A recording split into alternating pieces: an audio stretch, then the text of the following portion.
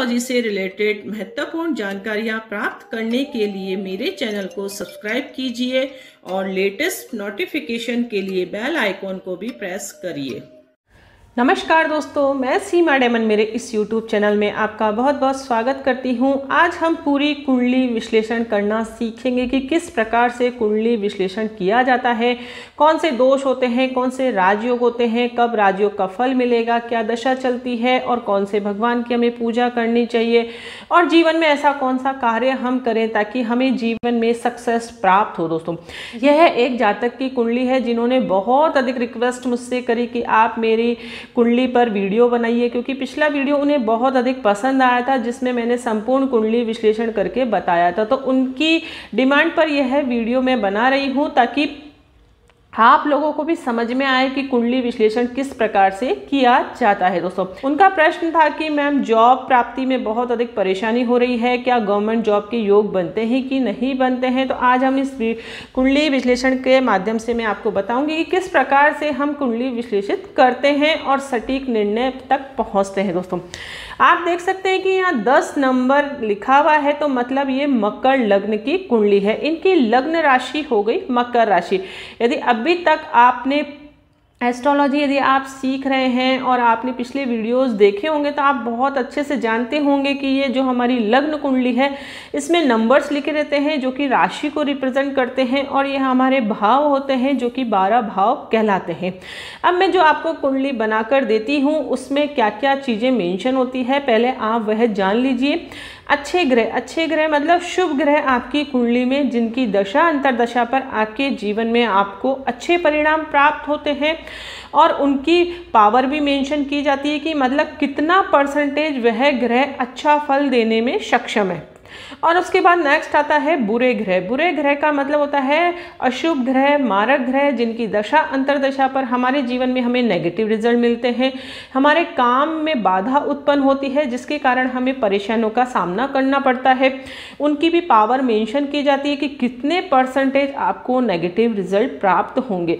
यहाँ पर दशा मेंशन की जाती है, फिर लग्न राशि, चंद्र राशि बताया जाता है, कुंडली के अनुसार आपके इष्ट देवता कौन है वह बताया जाता है, लग्न देवता कौन है जिनकी पूजा पाठ करने से हमारे जीवन की सभी समस्याओं का समाधान हमें प्राप्त होता है, हमारे जीवन की जो रुकावटें हैं वह दूर होती है, शनि की 7.5 चल रही है कि नहीं चल रही है, कौन से ग्रह का दान करें। यह पॉइंट जो है वह बहुत अधिक इम्पॉर्टेंट है क्योंकि अक्सर हम देखते हैं कि अज्ञानतावश हम दान करना प्रारंभ कर देते हैं।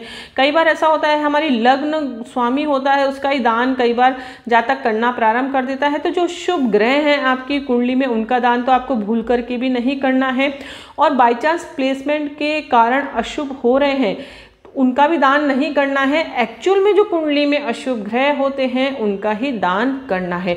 अब शुभ ग्रह अशुभ ग्रह कैसे निकालते हैं पिछले वीडियोस में मैंने आपको बहुत ही अच्छे से जानकारी दे चुकी हूँ। यदि अभी तक आपने वह वीडियो नहीं देखे हैं तो उन्हें आप ज़रूर देखें ताकि आपको यह टॉपिक समझ में आए। और यदि आप ज्योतिष सीखना चाहते हैं, एस्ट्रोलॉजी सीखना चाहते हैं तो मेरा व्हाट्सएप का एक ग्रुप भी बना रखा है जिसमें मैं डेली अपडेट करती हूँ वीडियो मेरे ही चैनल के, ताकि आपके जितने भी डाउट्स हो वह क्लियर हो। क्योंकि चैनल पर तो बहुत से वीडियो है, कौन से ऐसे सटीक वीडियो है जिनके माध्यम से हम ज्योतिष का ज्ञान ले सके, इसलिए यह ग्रुप मैंने बनाया है। क्योंकि बहुत सी रिक्वेस्ट मेरे पास आती थी कि मैडम आप पर्सनली ज्योतिष हमें सिखाएं, लेकिन सबको सिखाना पॉसिबल नहीं है, इसलिए ये ग्रुप मैंने बनाया है। डिस्क्रिप्शन में मैंने लिंक दे रखा है, यदि आप चाहते हैं ज्वाइन होना तो ज्वाइन हो सकते हैं। दोस्तों, रत्न बताया जाता है, कौन सा रुद्राक्ष में धारण करना है, उसके बाद यहाँ पर कुछ पॉइंट्स मेंशन की जाते हैं। चलिए शुरू करते हैं। अब इनकी कुंडली पर हम फोकस करते हैं।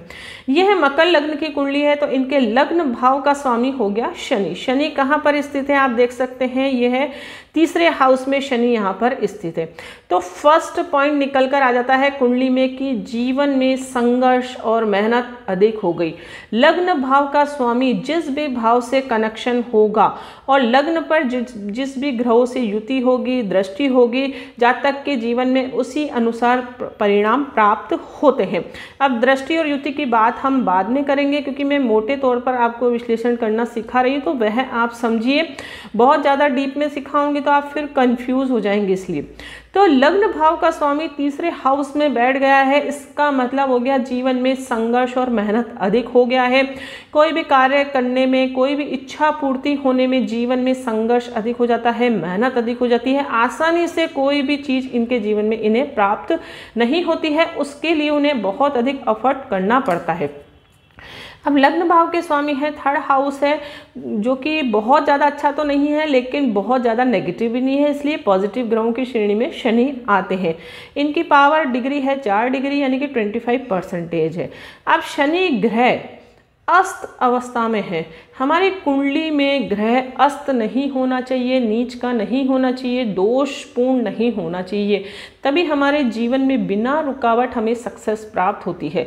जितनी कुंडली आपकी डैमेज हो जाएगी यानी कि दोषपूर्ण हो जाएगी और आपके ग्रह अस्त हो जाएंगे तो आपको जीवन में संघर्ष और मेहनत अधिक हो जाएगी। कोई भी काम आपका आसानी से नहीं बनेगा, क्योंकि जो ग्रह नक्षत्र होते हैं वह हमारे जीवन में बहुत अधिक इम्पैक्ट छोड़ कर जाते हैं, क्योंकि जब जातक का जन्म होता है जब भी हमारी लग्न कुंडली बन जाती है, उसे हम चेंज नहीं कर सकते हैं।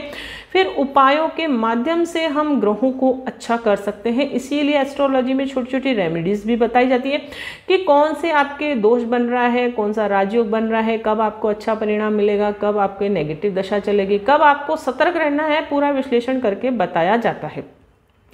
अब इनका फर्स्ट पॉइंट हो गया लग्नस्थ हो गया। लग्नस्थ का मतलब स्वयं इनका शरीर कमजोर अवस्था में आ गया है और इतने सारे ग्रह आप देख सकते हैं थर्ड हाउस में 1 2 3 4 5 तीसरे हाउस में 5 ग्रह स्थित हो गए, यानी कि जीवन में संघर्ष अधिक हो गया है। भाव चलित में यह ग्रह यहाँ पर स्थित हो रहे हैं, लेकिन इसका फल भी इन्हें प्राप्त होगा। इसलिए जो लग्न कुंडली होती है वह सटीक होता है, उसके बाद नवमांश देखा जाता है, फिर भाव चलित भी देखा जाता है, उसके बाद प्रेडिक्शन किया जाता है।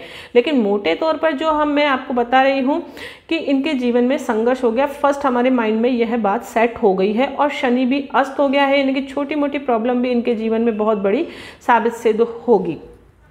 अब दूसरा धन भाव का स्वामी भी शनि है जो कि अस्त हो गया, यानी कि धन संबंधित परेशानी भी इनके जीवन में लगी ही रहेगी, क्योंकि धन भाव का स्वामी अस्त होने का मतलब बचत ये अपने जीवन में नहीं कर पाएंगे। अब 12 नंबर और 9 नंबर का राशि स्वामी एक ही होता है, तो 12 नंबर और 9 नंबर आप देख सकते हैं। इसका राशि स्वामी आप देखिए यहाँ पर गुरु है और जो कि स्वयं राशि है।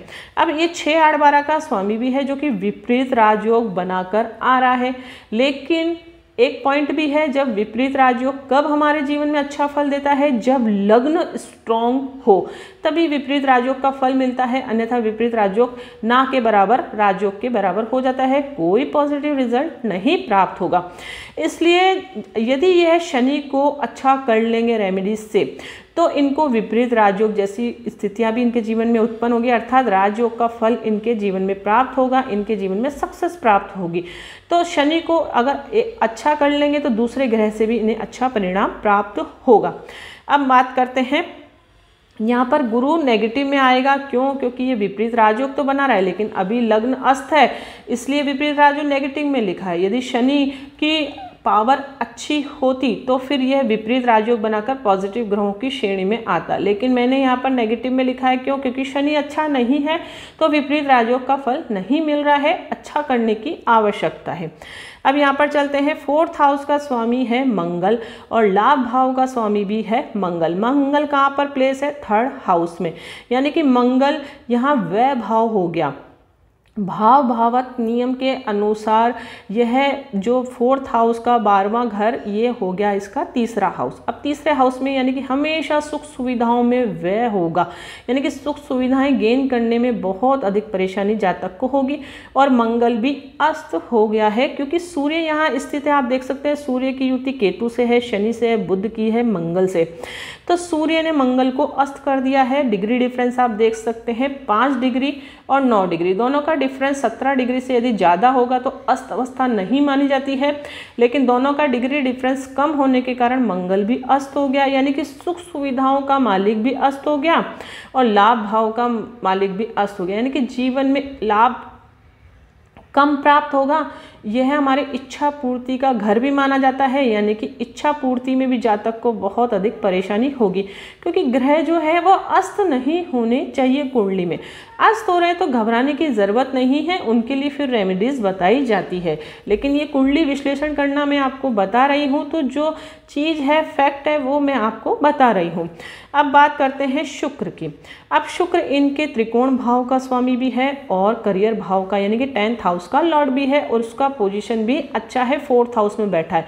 भले ही वह शत्रु राशि में बैठा है, रिजल्ट थोड़े देर से देगा, उनकी पावर भी कम है, लेकिन वह रिजल्ट अच्छे ही देगा, इसलिए इसे शुभ ग्रहों की श्रेणी में लिखा है।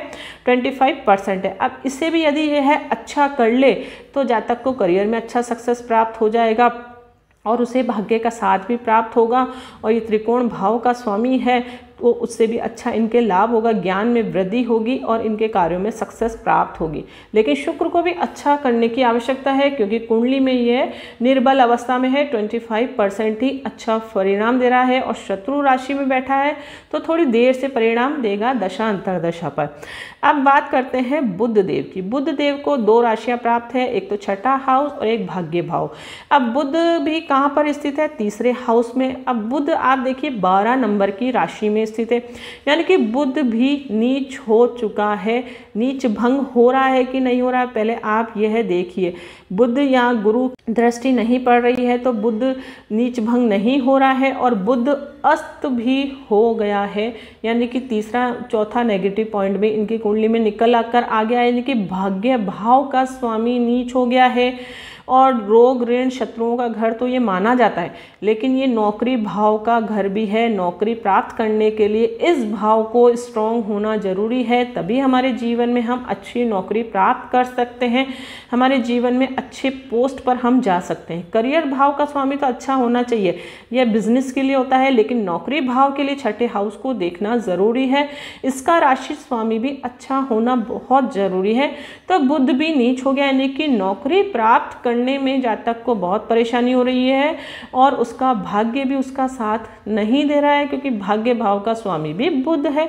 अब उसे भी अच्छा करने की जरूरत है, क्योंकि कुंडली बहुत अधिक डैमेज हो रही है इनकी। आप देख सकते हैं हर ग्रह नेगेटिव पॉइंट्स में ही आ रहा है, पॉजिटिव ग्रहों की श्रेणी कम हो रही है। जितने ज़्यादा पॉजिटिव ग्रह आपकी कुंडली में होंगे, जितने राजयोग आपकी कुंडली में बनेंगे, जितने ग्रहों की पावर अच्छी होगी, ग्रह अस्त नहीं होंगे, नीच नहीं होगी, उतनी ही कुंडली आपकी स्ट्रांग होगी और जीवन में आपको सक्सेस प्राप्त होगी। अक्सर हम देखते हैं कि कई जातकों के अपने आप ही जीवन में काम बनने लग जाते हैं, भाग्य उनका साथ देता है, करियर भी अच्छे से सेट हो जाता है, मैरिड लाइफ भी अच्छी हो जाती है। वह ऐसा क्यों होता है? क्योंकि उनकी कुंडली कहीं ना कहीं स्ट्रांग होती है, कई राज्यों को उनकी कुंडली में बन रहे होते हैं, ग्रहों की पोजीशन ऐसी अच्छी होती है और दशा भी अच्छी चल रही होती है कि उनको जीवन में कोई परेशानी होती ही नहीं है। लेकिन कई बार ऐसा होता है कि हमारी कुंडली डैमेज होती है, दशा भी ऐसी चल रही होती है, जब हमें करियर सेट करने की आवश्यकता होती है, मैरिज होने की, जब हमारी उम्र आती है तो उस समय हमारे नेगेटिव दशा चल रही होती है, हमारी कुंडली में दोष बन रहे हैं, तो फिर हमारे काम नहीं बनते, हम परेशान हो जाते हैं, हर तरफ से नेगेटिव फीडबैक ही हमें प्राप्त होता है। तो उस अवस्था में हमें क्या करना चाहिए कि हमें एस्ट्रोलॉजी का सहारा लेना चाहिए और कौन से ग्रह हमारे डैमेज हो रहे हैं, कौन से ग्रह हमारे अच्छे हैं, कौन से हमें रेमेडीज पिक करें ताकि हमारे जीवन में आसानी से सक्सेस प्राप्त हो जाए। क्योंकि एक एज होता है 20 से 30 ईयर्स के मध्य ही हमें करियर भी सेट करना रहता है, हमारी शादी भी होनी चाहिए और संतान भी होनी चाहिए। फिर 40 क्या 35 ईयर्स के मध्य तो हमें सेट हो जाना चाहिए। ये हमारी एक बेसिक रिक्वायरमेंट रहती है हर किसी जातक की। पढ़ाई वगैरह कंप्लीट होने के बाद 35 ईयर्स तक तो हमें सेट होना चाहिए, बिजनेस भी हमारा अच्छे से चले। तो उस समय उस पीक पॉइंट पर आपको ज़रूर एस्ट्रोलॉजी का सहारा लेना चाहिए ताकि आप गलत दिशा का चुनाव नहीं कर पाए। फॉर एग्जाम्पल जैसे हमारे कौन सा बिजनेस हमें करना चाहिए वह हम 10th हाउस से देखते हैं, ग्रहों की पोजीशन से देखते हैं, लाभ भाव धन भाव देखा जाता है और कौन से ग्रह के अकॉर्डिंग आपको कौन सी दिशा में जाना चाहिए। यदि आपने अपनी कुंडली के अकॉर्डिंग सही दिशा का चुनाव करा तो आपको जीवन में अवश्य 100% सक्सेस प्राप्त होगी। अब इनके गवर्नमेंट जॉब के योग तो बनते हैं क्योंकि भाव चलित में ग्रह यहाँ पर स्थित है और लग्न भाव का स्वामी सूर्य शनि से युति बनाए हुए हैं, तो गवर्नमेंट जॉब के योग बनते हैं। लेकिन जॉब भाव का स्वामी और भाग्य भाव का स्वामी और लग्न भाव का स्वामी अस्त हो गया है। लाभ भाव का स्वामी इच्छा पूर्ति, कोई भी असीम इच्छा होगी वह कब पूरी होगी, जब यहाँ का राशि स्वामी स्ट्रांग होगा तभी आपकी समय पर इच्छा पूरी होगी, अन्यथा डिले होता जाएगा। तो उन ग्रहों को अच्छा करना ज़रूरी है। योग तो बनते हैं लेकिन थोड़ी सी रेमेडीज यदि पिक कर लें तो बहुत अधिक अच्छे इनके प्रबल योग बन जाएंगे। अब बुध की बता ही दिया मैंने। अब चंद्रमा इनका अच्छा है, भले ही वह नेगेटिव है लेकिन पोजीशन अच्छी है, उच्च के हो गए हैं, मन इनका स्ट्रांग है। भले इनकी पावर 25 डिग्री है लेकिन फिर भी अच्छा है। मैरिड लाइफ के पॉइंट ऑफ व्यू से देखें तो अच्छा है, क्योंकि 7वां हाउस हमारे मैरिड का होता है, पार्टनरशिप का होता है, डेली वेजेस की इनकम का होता है। तो उस ग्रह का स्वामी भले ही लग्न का शत्रु है इसलिए नेगेटिव ग्रहों की श्रेणी में आएगा। उसकी दशा पर हमें स्वास्थ्य का ध्यान रखने की आवश्यकता है, लेकिन शादी तो चंद्रमा ही इनके करवाएंगे। तो उसके पॉइंट ऑफ व्यू से देखा जाए तो अच्छी पोजीशन पर है, भाव चलित में भी 4th हाउस में स्थित है। सभी ग्रह मैंने बता दिए हैं 7th हाउस, और ये सभी हो गए हैं ऑलमोस्ट। इनके कौन कौन से ग्रह पॉजिटिव निकले हैं? शनि, मंगल, शुक्र, राहु, और नेगेटिव में बुध, गुरु, चंद्र, सूर्य, केतु। अब सूर्य और केतु की युति से आप देखिए यहाँ ग्रहण दोष भी बन गया है, एक दोष भी कुंडली में निर्माण हो गया। मंगल और केतु की युति से अंगारक दोष भी बन रहा है, और केतु जिस भाव में स्थित होता है, जिन राशियों के साथ युति बनाता है उसके अनुसार ही रिजल्ट देता है। अब राहु भी यहाँ पर स्थित है तो पॉजिटिव है, लेकिन उसका राशि स्वामी भी अच्छा होना जरूरी है, तभी राहु भी अच्छा रिजल्ट देता है। क्योंकि राहु और केतु क्या है, हमारी कुंडली में छाया ग्रह है। जिस भाव में ये बैठते हैं उसके अनुसार रिजल्ट देते हैं, जिस राशि से युति करते हैं उसके अनुरूप ये अपना स्वरूप ले लेते हैं, उसके अनुसार ये रिजल्ट देते हैं। अब राहु बुध की राशि में बैठा है, अपनी मित्र राशि में बैठा है, लेकिन बुध का राशि स्वामी नीच हो गया है, इसलिए राहु की इनकी दशा चल रही है फिर भी इनको सक्सेस नहीं मिल रही है। तो फिर उपाय करना बहुत ज़रूरी है। अब लग्न भाव का स्वामी अच्छा करने के लिए हम इनको नीलम रत्न बताया है, ताकि ये नीलम रत्न पहने तो लग्न इनका स्ट्रॉन्ग हो जाए, कुंडली से लग्न दोष भी खत्म हो जाए, और इनको शनि की दशा भी इनके चल रही है तो इनके सक्सेस के योग बने, क्योंकि शनि धन भाव में भी स्थित है और अपनी दृष्टियां भी दे रही है। 3 दृष्टियां शनि की होती है, तो उन भाव पर भी दृष्टियां पड़ रही है तो सक्सेस के योग होंगे। अब राहु से भी अच्छा रिजल्ट मिले इसलिए 8 मुखी रुद्राक्ष बताया है। राहु और केतु का कभी भी आप रत्न नहीं धारण करें, इस बात का ध्यान रखें, क्योंकि ये हमारे नेगेटिव ग्रह होते हैं, भले ही पॉजिटिव हो जाए कभी भी, लेकिन इनके कारक तत्व तो हमेशा नेगेटिव ही है। इसलिए यदि रत्न आप धारण करेंगे तो कहीं ना कहीं नेगेटिव रिजल्ट जरूर प्राप्त होगा। इसलिए कभी भी गोमेद, लहसुनिया इनका रत्न आप नहीं धारण करें। उसके अलावा इनसे रिलेटेड आप 8 मुखी 9 मुखी रुद्राक्ष धारण कर सकते हैं। अब करियर भाव का स्वामी इनका अच्छा करने की आवश्यकता है, क्योंकि करियर इज मस्ट हो गया। मैरिड लाइफ तो अच्छा है, लग्न को हमने अच्छा कर लिया, करियर भाव के लिए वाइट टोपाज इनको रिकमेंड किया है। डायमंड भी ये पहन सकते हैं, ओपल भी पहन सकते हैं, लेकिन वाइट टोपाज सबसे बेस्ट रत्न होता है, क्योंकि डायमंड हम हर कोई अफोर्ड नहीं कर पा सकता। और ओपल क्या होता है, सॉफ्ट रत्न होता है, डेली रूटीन्स में यदि हम पहनते हैं तो वह क्रैक होने का डर रहता है। इसलिए वाइट टोपाज बिल्कुल डायमंड जैसा लुक ही रहता है उसका। इसलिए वाइट टोपाज यदि अपने वेट के अकॉर्डिंग धारण करेंगे, शुभ मुहूर्त बताया जाता है, कौन सी फिंगर में धारण करना है, सब कुछ बताया जाता है। तो यदि ये विधि पूर्वक ये रत्न धारण करते हैं, रुद्राक्ष धारण करते हैं, और ग्रहों को एक्टिव करने के लिए मंत्र जाप भी ज़रूर करना है इनको, और मंत्र जाप भी करते हैं तो 101% इनका करियर सेट हो जाएगा, और आने वाले समय में इनके शादी के अच्छे योग भी बन जाएंगे। क्योंकि जब करियर सेट हो गया है तो नेक्स्ट स्टेप यही होता है कि हमारी मैरिज हो जाए। मैरिज कभी कभी पहले भी हो जाती है, लेकिन करियर का फोकस, करियर सेट होना हमारे जीवन में बहुत ज़रूरी है। शनि की 7.5 इनकी नहीं चल रही है, क्योंकि चंद्र राशि इनकी वृषभ राशि है। अभी शनि की 7.5 मकर राशि वाले जातकों के ऊपर है, धनु राशि पर है और कुंभ राशि पर है। तो वृषभ राशि पर तो शनि की 7.5 नहीं चल रही है। अब इनको दान कौन कौन से ग्रहों के बताए जाते हैं, तो गुरु, चंद्र, सूर्य, केतु का दान मैंने इन्हें बताया है, वह भी केवल दशा चले तब। दशा यहाँ से हम देख सकते हैं।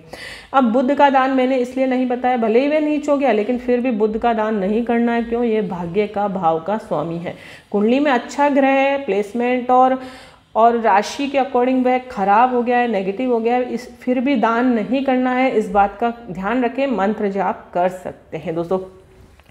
ये तो पूरी लग्न कुंडली हो गई है। अब जैसे जब हम रत्न रिकमेंड करते हैं तो भाव चलित कुंडली को भी देखा जाता है और ग्रहों की पोजीशन देखकर नवांश कुंडली को भी एक नज़र देखा जाता है कि कोई ग्रहों की वर्गोत्तमी तो नहीं हो रहा है, ग्रह कोई अच्छी पोजीशन पर नहीं हो रहा है, ताकि जो कुंडली में कहीं दोष भी भंग हो जाते हैं कई बार। अब बुध की पोजीशन भी ज़्यादा अच्छी नहीं है वहाँ पर, तो नीच भंग नहीं हुआ है। यदि बुध वहाँ पर उच्च हो जाता तो इतना नीच प्रभाव वह नहीं देता जातक को।